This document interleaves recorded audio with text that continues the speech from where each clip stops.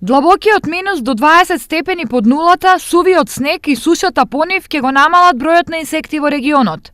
Временските услови, предизвикани од климатските промени, значително ќе ги уништат и досадните комарци и карлежите, кои представуваат опасност за човекот. Ниските температури што беа оваа година и како се одразат непоболно врз развојот, односно врз намалувањето на популацијата на инсектите.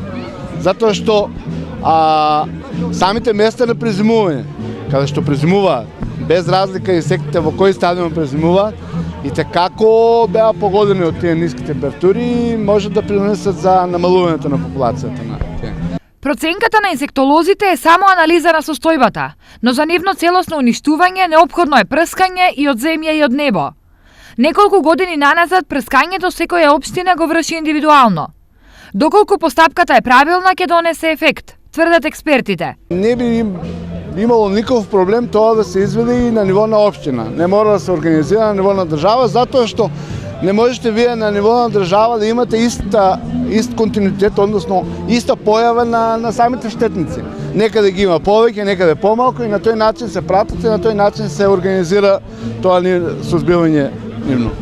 За уништување на комарците секоја година општините на истокот трошат околу 50 милиони денари. Неколкуто обиди општините авионски да прскаат заеднички пропаднаа. Ке успее ли времето да го направи она што градоначалниците од истокот не успеа? Летово да го намали бројот на комарци во целиот регион.